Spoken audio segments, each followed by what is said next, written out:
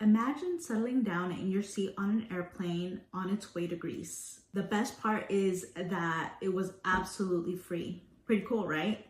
Well, it's possible with travel reward credit cards. The thing is, there are some pros and cons to using that, and not everyone's a good fit for something like that.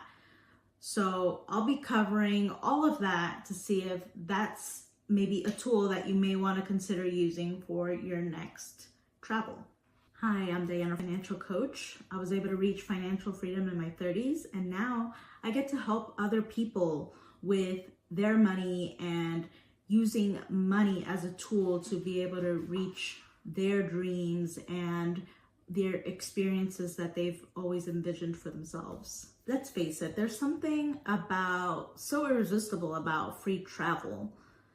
And the more that you keep earning in rewards, the higher potential that you have to earn free flights, hotel stays, and upgrades. But here's the catch.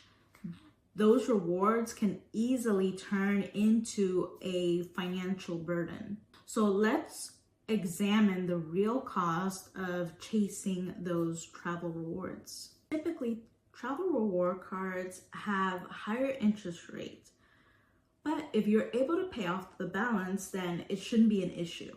If you find yourself being uncertain about whether you can pay your cards off every month, then I would suggest kind of staying away from this for now until you can keep that under control. Now, depending on the card, sometimes they have specific categories where you can earn more points in, let's say, for groceries versus like all the other expenses where you just get maybe 1 point per for each of that expense. Now, if you're signing up for a new card, there are some bonuses that some credit card companies offer. For example, you get an extra bonus if you spend $4,000 in the first 3 months of after signing up for the card.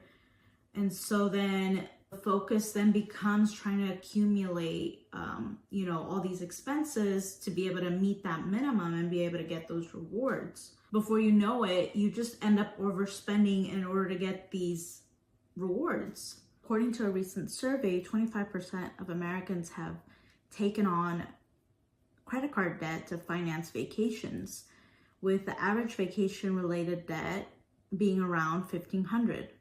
Additionally, 34% of Americans reported experiencing credit card debt stress due to travel-related expenses. Now, if you're wondering, how do these credit cards work? Here's a little bit of a breakdown.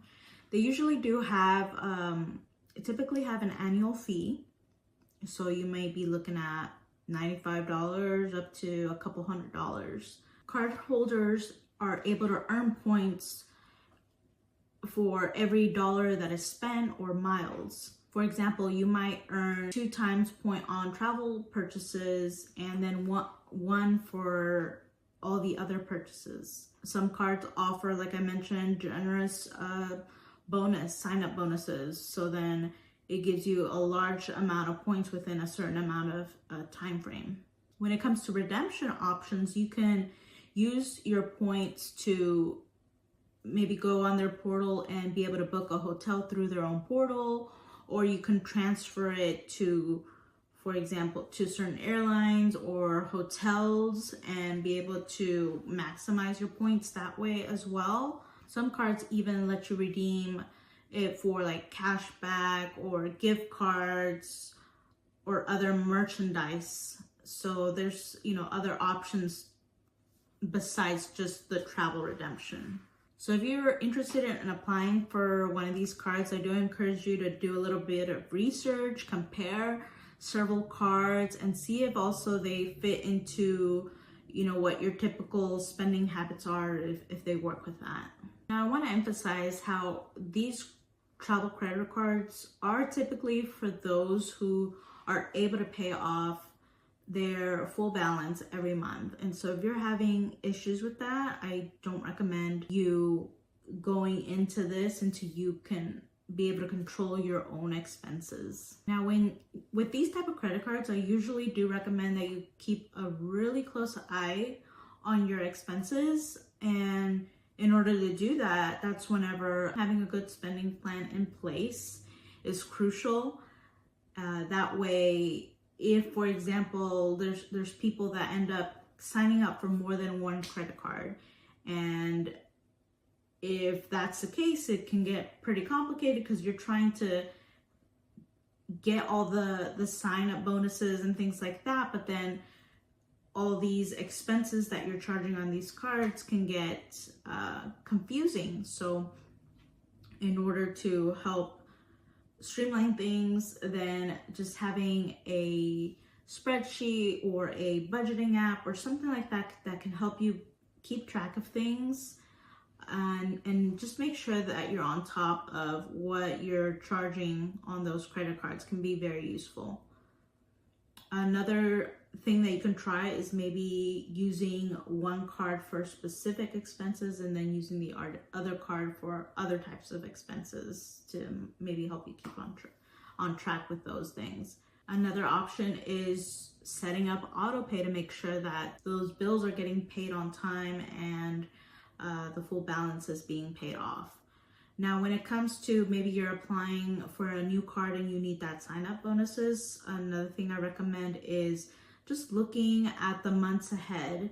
What expenses do you have coming up? Are there any big expenses coming up? Do you have maybe your kids' braces or your insurance is coming up for renewal and you'll need to pay for that? Do you have maybe new furniture or appliances that you might need to purchase for your home? If you have something like that, then maybe you can time it in a way where you can apply for a credit card and be able to use that. And that way, like a big chunk is already with that big purchase used up, and you don't have to worry about trying to meet that minimum spend and tracking all your expenses because a big majority is already had been taken care of with that big purchase. Now, credit card travel rewards aren't the only way to save on travel. There are so many other options. There are loyalty programs you can join for airlines or hotels. In order to be able to find some discounts for flights and hotels, here are some of my favorite resources that you might want to check into. For flights, I like using Kayak, Hopper, Google Flights, and Skyscanner. When it comes to hotels, I like using Booking.com, maybe Hotel.com. Alternative options to hotels can be an Airbnb. So as you can see, there are other ways to be able to save besides just using the travel reward cards. Travel reward cards are just one way. And if right now you aren't able to pay off the balances, then try these other resources to help you find discounts that I mentioned previously. If your finances aren't at a point where you can take advantage of these reward cards and you want to be able to get the deals plus use the rewards from credit cards, then feel free to reach out. Together we can create a personalized plan for maximizing travel opportunities without the financial strain.